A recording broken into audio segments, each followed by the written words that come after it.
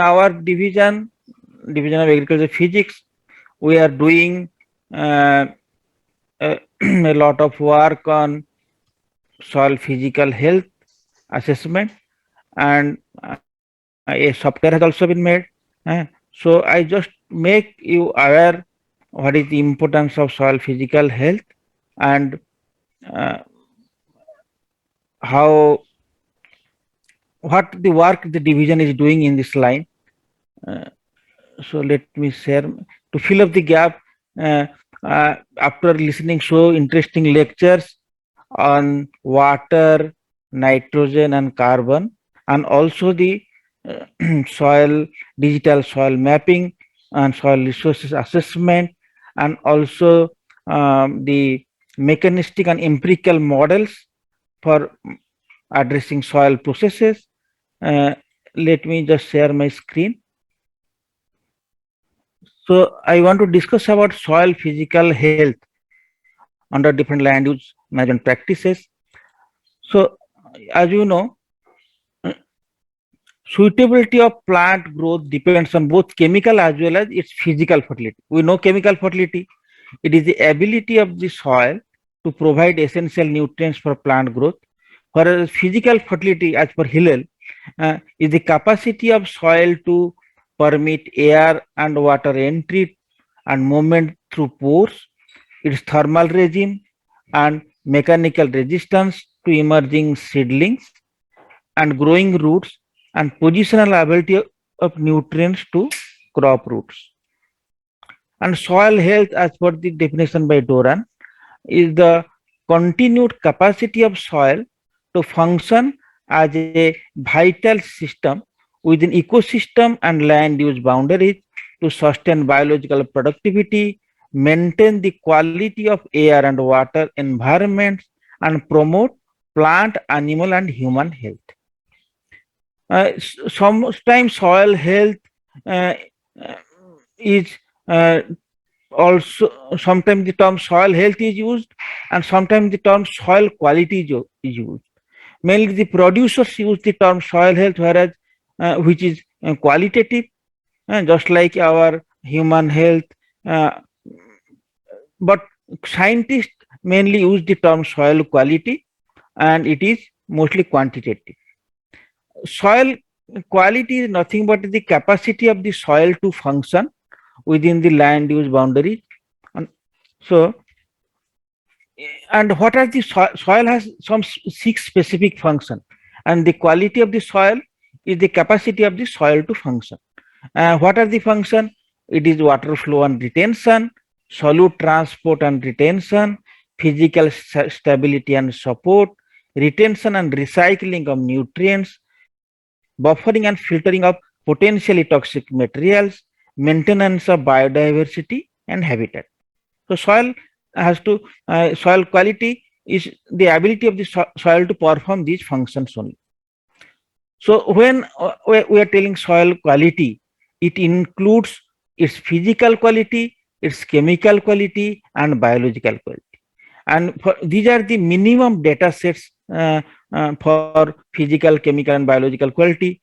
For physical quality, the data sets are soil structure and tilth, water transmissions, water retention, aeration, root growth, and soil strength. And for chemical quality, the parameters normally with the pH and reaction, cation and anion exchange capacity, nutrient reserve capacity, and elemental balance. In biological quality, microbial biomass, carbon, activity and species diversity of soil flora and fauna, and disease suppressive soils. So, but among these three qualities, most cementing factor is your soil, the quality and quantity of the soil organic carbon. So now, so the what is soil physical quality? It is the ability. It was as per McKenzie 2011. It is the ability of a given soil to meet plant and ecosystem requirements for water, aeration, and strength over time, and to assist and recover from processes that might diminish that ability. And soil physical constraints in fact, there was a project on soil physical constant on all in that was the only soil physics project on and all India core research project on soil physical constant. Earlier, this was started at IRA New Delhi from this very division of agricultural physics. Then it was transferred to Indian Institute of Soil Science, Bhopal. In I started my career as a research associate in that project only. So in that project, they have uh, defined the soil physical constants is refers to a situation where the soil physical environment is not at optimum condition to produce high yields of crops. And they have identified some specific physical constants and their area, and these are the some physical constants like shallow depth. Its area is on 26.4 million hectare. It appears in Andhra Pradesh, Maharashtra, West Bengal, Kerala, and Gujarat. Soil hardening 21.57 million hectare. Andhra Pradesh, Maharashtra, and Bihar. And high permeability 13.75 million hectare. Rajasthan, West Bengal, Gujarat, Punjab, and Tamil Nadu. Then subsurface hard pan 11.31 million hectare at Maharashtra, Punjab, Bihar, Rajasthan, West Bengal, Tamil Nadu. Surface crusting 10.25 million hectare at Haryana, Punjab, West Bengal, Odisha, and Gujarat. Then temporary waterlogging at 6.24 million hectare at Madhya Pradesh, Maharashtra, Punjab, Gujarat, Kerala, and Odisha. So this is how they are being distributed, and AICRP centers were All India Coordinated Research Project centers are also stationed accordingly. So how to assess the soil physical health?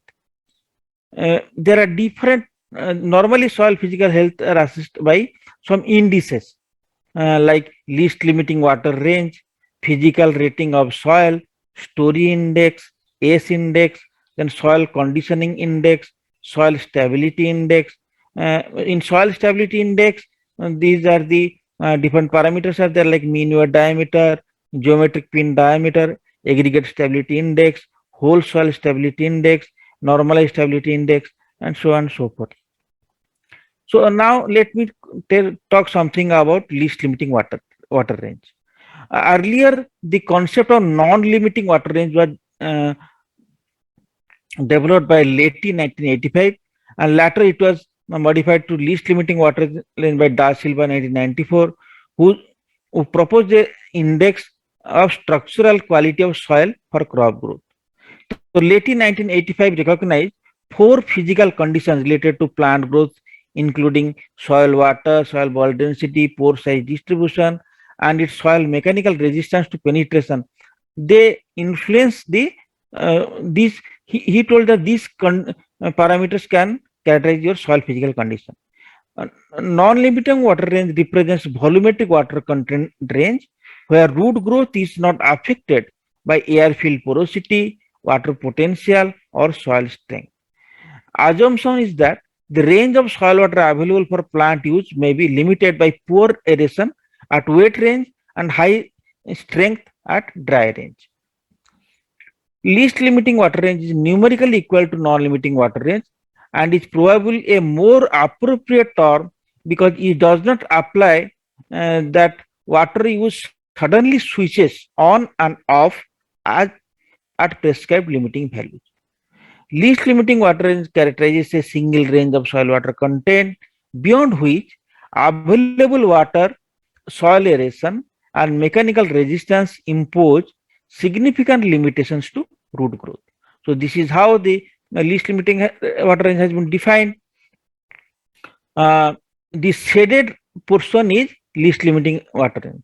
They have means all soil management practices that reduce ball density and increase organic matter status.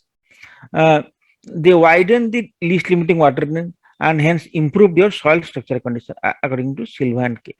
So they have developed the least limiting water range is equal to upper limit minus lower limit. Okay, the upper limit is defined by your field capacity or 10% aeration porosity, whichever is lower, and the lower limit is defined by your uh, permanent wilting point and moisture content at 2 megapascal penetration resistance, which is higher.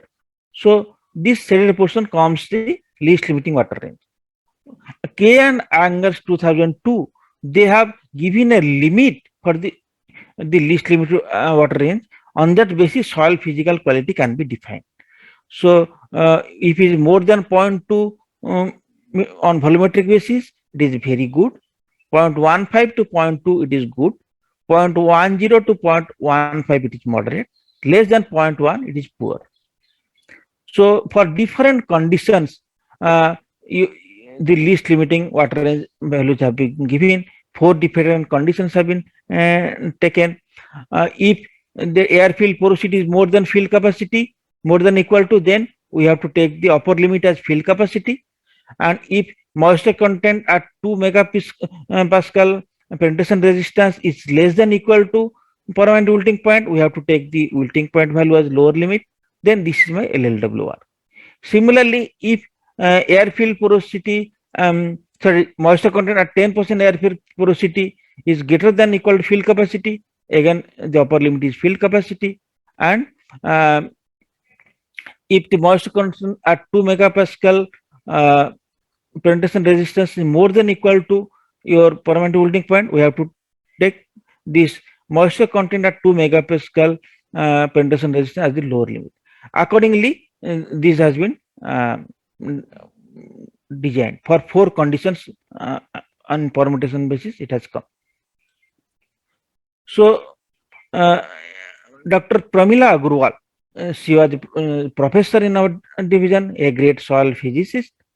She has developed a relationship between ball density, permanent ball density, and soil moisture content, and penetration resistance value. This is the equation she has developed.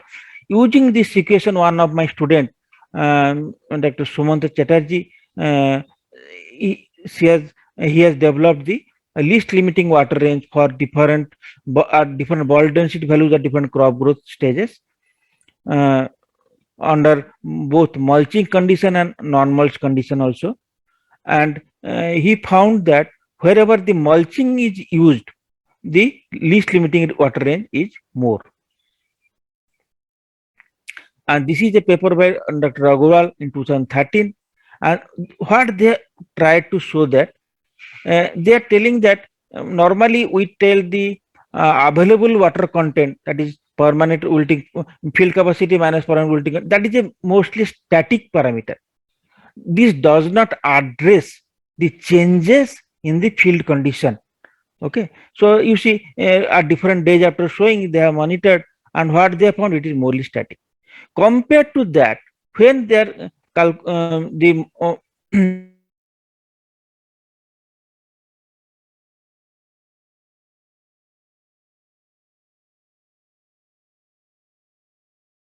are with time was best indicator by decline in least limiting water range, whereas available water content did not show significant changes, signal temporal changes. Okay, so conclusion is that least limiting water range is a better indicator of soil structural quality than available water content. Then ACE index, it was just developed by Dexter. So ACE index is defined as the slope of the soil water retention curve at its inflection point. So this is the famous soil water retention curve. At the inflection point, the slope can be used as a soil physical quality index. Okay, and these circles show the observed value, and this is the Van Genusten fit relationship.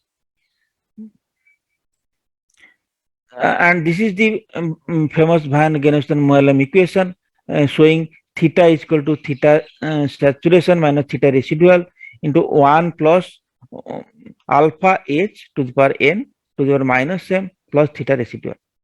This fitted on soil moisture retention curve, and these parameters like theta is the saturated water content, theta residual water content, alpha is the inverse of the suction at the inflection point of the moisture curve, and m and n are the shape parameters. They can be very well determined by your RETC software, what Dr. Jirka showed in the morning, and otherwise that Rosetta that Petrus function model, that can Rosetta light, that can also be used, which is already embedded in Hydrus, to find out these Van Grunster parameters. Then use after we get these parameters, this can be fitted to this equation. This is not nothing but the slope of the soil moisture characteristic curve, to find out the S index. S is equal to minus n theta saturated minus theta residual into 2, that n here what we are getting here, 2n minus 1 by n minus 1 to the power 1 by n minus 2. And based on that S value also we can grade our soil physical quality. If S is greater than or equal to 0.05, it indicates very good soil physical quality. It is, if it is 0.05, 035 to 0.05, it indicates good physical quality. If it is 0.02 to 0.035, it indicates poor physical quality. If it is less than 0.002, it indicates very poor physical quality, or it is a degraded soil physical quality. So my student Sumant Chatterjee, he developed this soil moisture characteristic curves for different treatments. M means your mulch, and I0 means for irrigation, and I4 means, sorry, I0 means no irrigation, I4 for irrigation, and these are the nitrogen levels. So after getting this soil moisture characteristic curve, using that Rosetta model, these Van Grunster parameters were determined for different treatments. Then these were used to compute the S index. What we found, wherever we are using mulch, our S index is better, indicating better physical quality. This is a paper by Sinha, Nishant Sinha. They have used bed planting and conventional tillage method to find the S index. What they have found, that wherever they are using 100% organic source, means 50% FIM plus 25% biofertilizer plus 25% crop residue, your S index value is more compared to other treatments. And even among different treatments, the bed planting system is showing higher S index value than conventional tillage system. And they have this is correlated the S index with different soil physical parameters. It could account for 30% variation in the hydraulic conductivity, and 35% variation in mean your diameter, and 67% variation in your organic carbon. Okay.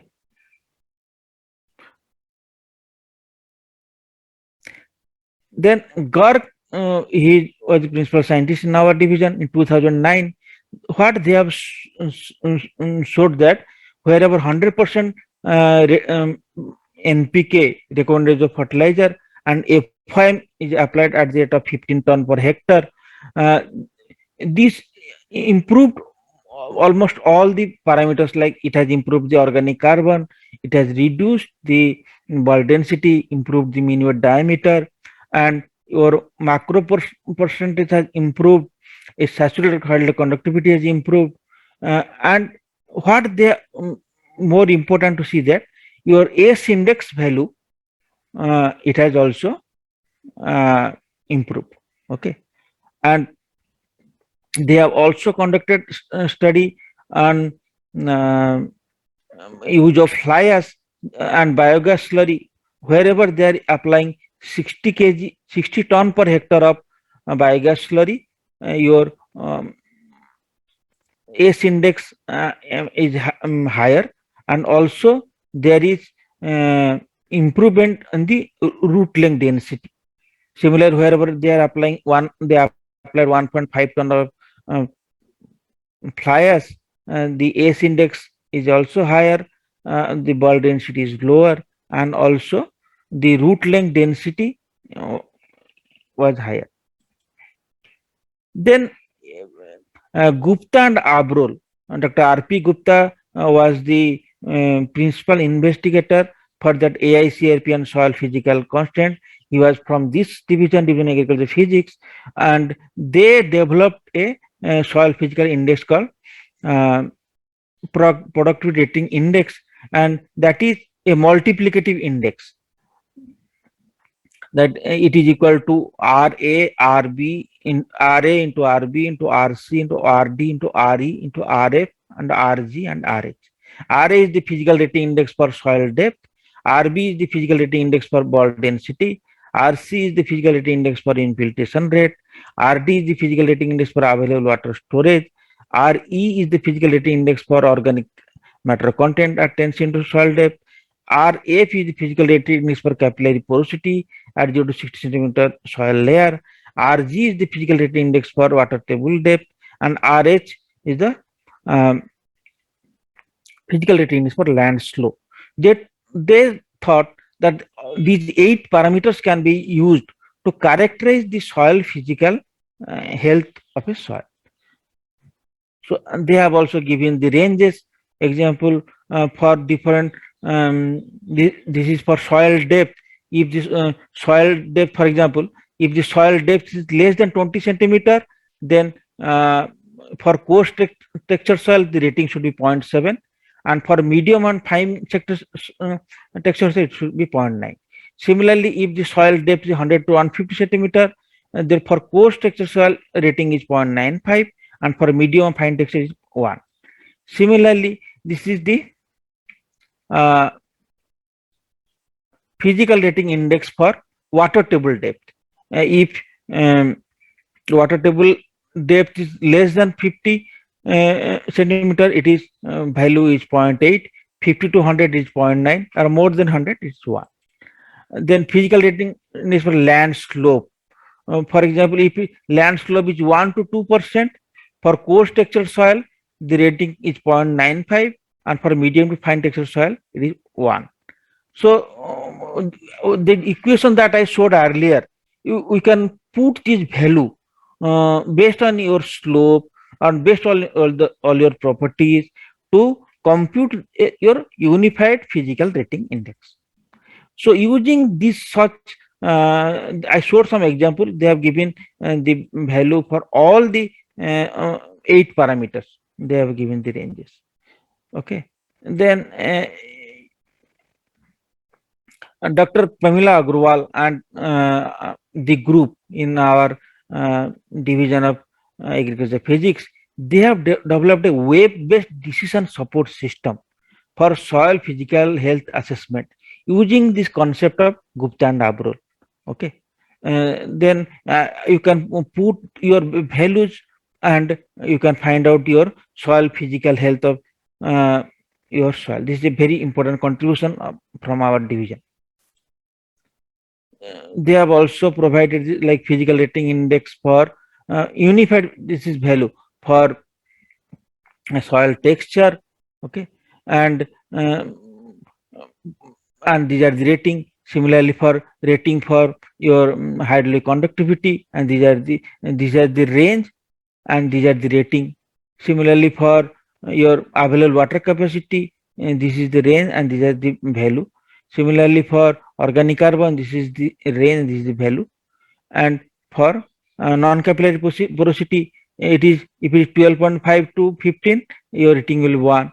7.5 to 10, it is 0.8. Like this, you can get all these values. So based on this physical rating index, they have grouped the soil. The physical productivity class. If the physical rating index, if it is more than 0.9, it is very high. If it is 0.7 to 0.9, it is physical quality of the soil is high. 0.5 to 0.75 is the physical quality is medium. 0.25 to 0.5, it is low. Less than 0.25, your physical quality is very low. So they have also developed a physical rating map for their study area in Haryana. In some districts, they have also developed the physical rating index.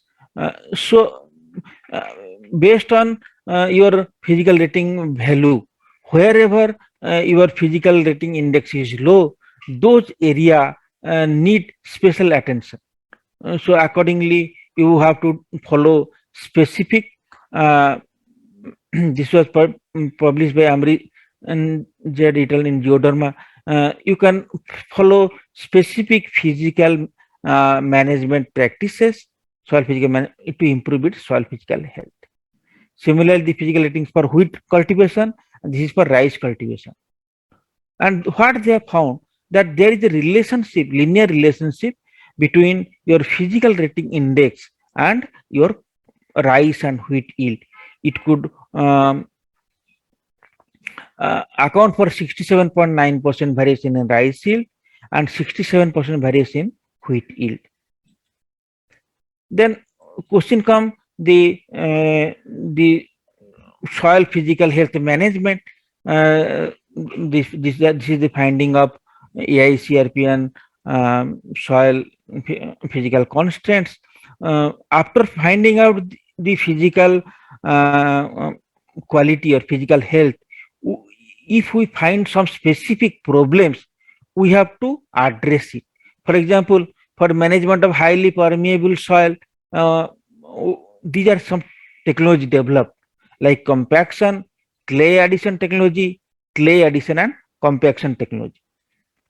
So you have compaction, you have to run some rollers to compact the soil, and it has been found that after running the roller, 200 kg roller for 4 passes, it may be tractor done or bullock done, your macro porosity has decreased, and whereas micro porosity has increased and hydraulic conductivity has decreased. Okay.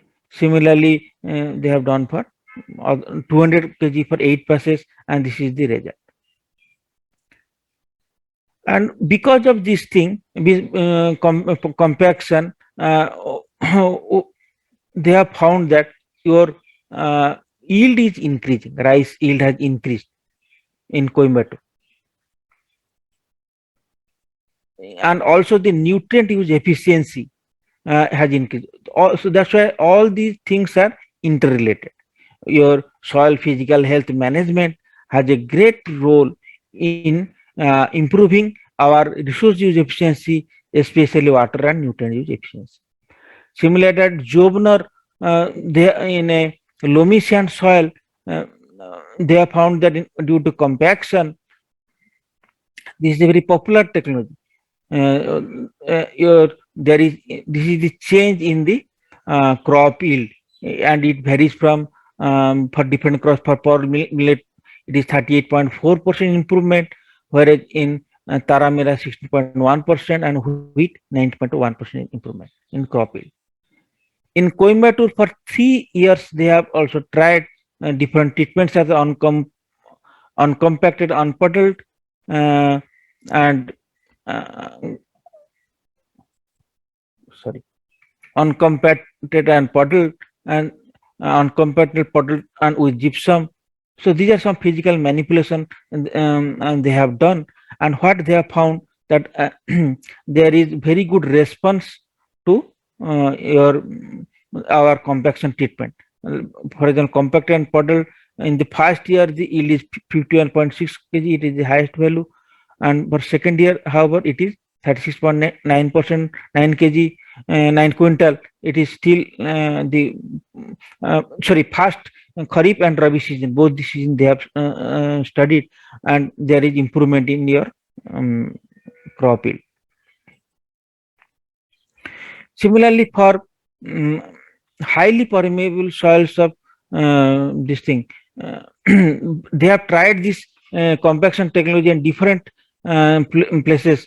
That they have found that in compaction, along with compaction, if some clay mixing is done, there is further improvement in your yield. This is compaction and only clay mixing and compaction. This is the improvement yield, the number of years they have studied. Then management of soils with subsurface mechanical impedance. This is a common problem in the Indo-Gangetic plain nowadays because of um, continuous practice of rice wheat cropping system. So there is formation of surface hard pan. This has to be broken. Different technologies are developed like chisel technology, chisel plus amendment technology, and ridge technology.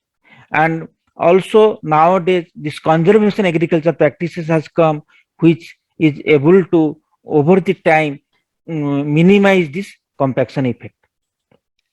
This is the chisel or subsoil everybody has shown in Indian soil and Bhopal. We had a project, and we have found that Dr. Bandyopadhyay, yes, we have 5 more minutes. I think our president will join. I would like to have some discussion with the participants to clarify any of their questions. Okay. Just I will quickly finish it. So we have found that there is a decrease in penetration resistance. Okay, and there is improvement in your root length density, and also the yield.